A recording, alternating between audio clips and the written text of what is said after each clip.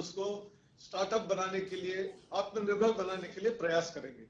बहुत मुझे बहुत धन्यवाद। आप लोगों की बातें सुन करके बहुत अच्छा लगा और मुझे खुशी है कि आज हमारे साथी मंत्री पीयूष जी, संजय जी, ये सारे लोग भी हमारे साथ हैं। साथियों, टॉयकेथॉन में जो देश भर से प्रतिभागी हैं, अन्य जो महानुभाव है और भी आज इस कार्यक्रम जो देख रहे हैं, देखिए हमारे यहाँ कहा जाता है साहसे खलु श्री ही वस्ती, यानी साहस में ही श्री रहती है, समृद्धि रहती है। इस चुनौतीपूर्ण समय में देश के पहले टॉयकेथॉन का आयोजन इसी भावना को मजबूत करता है। इस टॉयकेथॉन में हमारे बाल मित्रों से लेकर युवा साथियों, टीचर्स, स्टार्टअप्स और उद्यमियों ने भी बहुत उत्साह से हिस्सा लिया है। पहली बार ही 1,500 से ज्यादा टीमों का ग्रैंड फिनाले में शामिल होना, ये अपने आप में उज्जवल भविष्य के संकेत देता है। ये टॉयज और गेम्स के मामले में आत्मनिर्भर भारत अभियान को भी मजबूती देता है। इसमें कुछ साथियों के बहुत अच्छे आइडियाज भी उभर करके आगे आए हैं। अभी कुछ साथियों के साथ मुझे बातचीत करने का अवसर भी मिला। मैं इसके लिए फिर से एक बार बधाई देता हूं। साथियों, बीते 5-6 वर्षों में हैकाथॉन को देश की समस्याओं के समाधान का एक बड़ा प्लेटफॉर्म बनाया गया है। इसके पीछे की सोच है देश के सामर्थ्य को संगठित करना, उसे एक माध्यम देना। कोशिश ये है कि देश की चुनौतियां और समाधान से हमारे नौजवान का सीधा कनेक्ट हो। जब ये कनेक्ट मजबूत होता है तो हमारी युवा शक्ति की प्रतिभा भी सामने आती है और देश को बेहतर समाधान भी मिलते हैं। देश के पहले टॉयकेथॉन का मकसद भी यही है। मुझे याद है, मैंने खिलौनों और डिजिटल गेमिंग की दुनिया में आत्मनिर्भरता और लोकल सॉल्यूशंस के लिए युवा साथियों से अपील की थी। उसका एक पॉजिटिव रिस्पांस देश में देखने को मिल रहा है। हालांकि चंद लोगों को यह भी लगता है कि खिलौने ही तो हैं, इनको लेकर इतनी गंभीर चर्चा की क्या जरूरत है। असल में ये टॉयज, ये गेम्स हमारी मानसिक शक्ति, हमारी क्रिएटिविटी और हमारी अर्थव्यवस्था पर ऐसे अनेक पहलुओं को प्रभावित करते हैं। इसलिए इन विषयों की बात भी उतनी ही आवश्यक है। हम सब जानते हैं कि बच्चे की पहली पाठशाला अगर परिवार होता है तो पहली किताब और पहला दोस्त ये खिलौने ही होते हैं। समाज के साथ बच्चे का पहला संवाद इन्हीं खिलौनों के माध्यम से होता है। हमने देखा होगा, बच्चे घर में खिलौनों से बातें करते रहते हैं, उनको इंस्ट्रक्शन देते हैं, उससे कुछ काम करवाते हैं, क्योंकि उसी से उसके सामाजिक जीवन का एक प्रकार से शुरुआत होता है। इसी तरह ये टॉयज, ये बोर्ड गेम्स धीरे धीरे उसकी स्कूल लाइफ का भी एक अहम हिस्सा बन जाते हैं, सीखने और सिखाने का माध्यम बन जाते हैं। इसके अलावा खिलौनों से जुड़ा एक और बहुत बड़ा पक्ष है जिसे हर एक को जानने की जरूरत है। यह है टॉयज और गेमिंग की दुनिया की अर्थव्यवस्था, टॉयकोनॉमी। आज हम जब बात कर रहे हैं तो ग्लोबल टॉय मार्केट करीब करीब $100 बिलियन का है।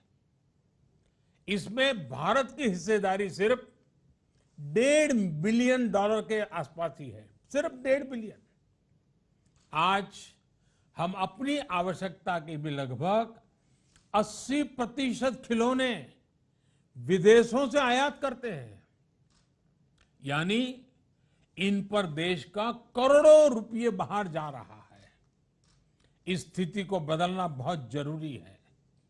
और ये सिर्फ आंकड़ों की ही बात नहीं है, बल्कि ये सेक्टर देश के उस वर्ग तक, उस हिस्से तक विकास पहुंचाने में सामर्थ्य रखता है जहां इसकी अभी सबसे ज्यादा जरूरत है। खेल से जुड़ा जो हमारा कुटीर उद्योग है, जो हमारी कला है, जो हमारे कारीगर हैं, वो गांव, गरीब, दलित, आदिवासी समाज में बड़ी संख्या में है। हमारे ये साथी बहुत सीमित संसाधनों में हमारी परंपरा, हमारी संस्कृति को अपनी बेहतरीन कला से निखार कर अपने खिलौनों में ढालते रहे हैं। इसमें भी विशेष रूप से हमारी बहनें, हमारी बेटियां बहुत बड़ी भूमिका निभा रही हैं। खिलौनों से जुड़े सेक्टर के विकास से ऐसी महिलाओं के साथ ही देश के दूर दराज इलाकों में रहने वाले हमारे आदिवासी और गरीब साथियों को भी बहुत लाभ होगा।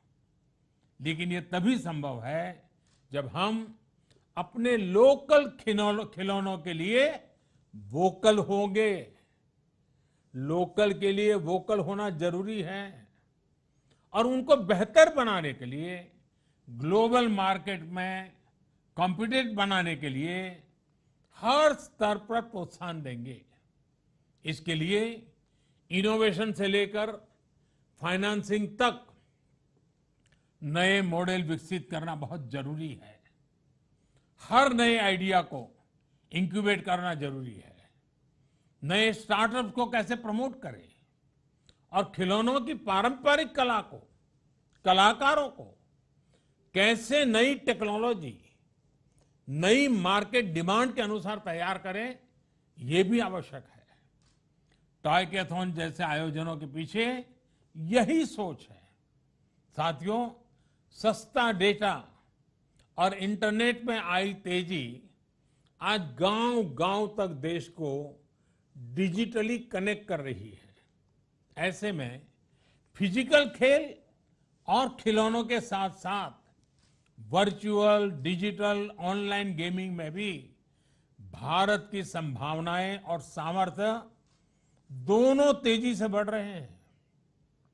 लेकिन जितने भी ऑनलाइन या डिजिटल गेम्स आज मार्केट में उपलब्ध हैं, उनमें से अधिकतर का कंसेप्ट भारतीय नहीं है, हमारी सोच से मेल नहीं खाता है। आप भी जानते हैं कि इसमें अनेक गेम्स के कंसेप्ट या तो वायलेंस को प्रमोट करते हैं या फिर मेंटल स्ट्रेस का कारण बनाते हैं। इसलिए हमारा दायित्व है कि ऐसे वैकल्पिक कॉन्सेप्ट डिजाइन हो जिसमें भारत का मूल चिंतन, जो संपूर्ण मानव कल्याण से जुड़ा हुआ हो, वो हो, तकनीकी रूप में सुपीरियर हो, फन भी हो, फिटनेस भी हो, दोनों को बढ़ावा मिलता रहे। और मैं ये भी स्पष्ट देख रहा हूं कि डिजिटल गेमिंग के लिए जरूरी कंटेंट और कॉम्पिटेंस हमारे यहां भरपूर है। हम टॉयकेथॉन में भी हम भारत की इस ताकत को साफ देख सकते हैं। इसमें भी जो आइडिया सिलेक्ट हुए हैं, उनमें मैथ्स और केमिस्ट्री को आसान बनाने वाले कॉन्सेप्ट हैं और साथ ही वैल्यू बेस्ड सोसाइटी को मजबूत करने वाले आइडियाज भी हैं। अब जैसे ये जो आइक्रोगिटो गेमिंग का कंसेप्ट आपने दिया है, इसमें भारत की इसी ताकत का समावेश है। योग से वीआर और एआई टेक्नोलॉजी से जोड़कर एक नया गेमिंग सॉल्यूशन दुनिया को देना बहुत अच्छा प्रयास है। इसी तरह आयुर्वेद से जुड़ा बोर्ड गेम भी पुरातन और नूतन का अद्भुत संगम है। जैसा कि थोड़ी देर पहले बातचीत के दौरान नौजवानों ने बताया भी कि एक कॉम्पिटिटिव गेम दुनिया में योग को दूर सुदूर पहुंचाने में बहुत मदद कर सकता है। साथियों, भारत के वर्तमान सामर्थ्य को, भारत की कला संस्कृति को, भारत के समाज को आज दुनिया ज्यादा बेहतर तरीके से समझने के लिए बहुत उत्सुक है। लोग समझना चाहते हैं। इसमें हमारी टॉयज और गेमिंग इंडस्ट्री बहुत बड़ी भूमिका निभा सकती है। मेरा हर युवा इनोवेटर से, हर स्टार्टअप से ये आग्रह है कि एक बात का बहुत ध्यान रखें। आप पर दुनिया में भारत के विचार और भारत का सामर्थ्य दोनों की सही तस्वीर रखने की जिम्मेदारी भी है। एक भारत श्रेष्ठ भारत से लेकर वसुधैव कुटुंबकम की हमारी शाश्वत भावना को समृद्ध करने का दायित्व भी आप पर है। आज जब देश आजादी के 75 वर्ष का अमृत महोत्सव मना रहा है, तो ये टॉयज और गेमिंग से जुड़े सभी इनोवेटर्स और क्रिएटर्स के लिए बहुत बड़ा अवसर है। आजादी के आंदोलन से जुड़ी अनेक ऐसी दास्तान है जिनको सामने लाना जरूरी है। हमारे क्रांतिवीरों, हमारे सेनानियों के शौर्य की, लीडरशिप की कई घटनाओं को खिलौनों और गेम्स के कॉन्सेप्ट के रूप में तैयार किया जा सकता है। आप भारत के फोक को फ्यूचर के से कनेक्ट करने की वाली भी एक मजबूत कड़ी है। इसलिए ये जरूरी है कि हमारा फोकस ऐसे टॉयज, ऐसे गेम्स का निर्माण करने पर भी हो जो हमारी युवा पीढ़ी को भारतीयता के हर पहलू को इंटरेस्टिंग और इंटरेक्टिव तरीके से बताए। हमारे टॉयज और गेम्स इंगेज भी करें, एंटरटेन भी करें और एजुकेट भी करें।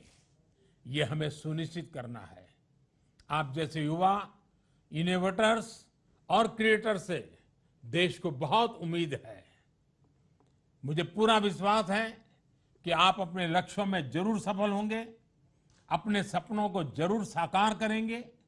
एक बार फिर इस टॉयकेथॉन के सफल आयोजन के लिए मैं बहुत बहुत बधाई देता हूं, बहुत बहुत शुभकामनाएं देता हूं। धन्यवाद।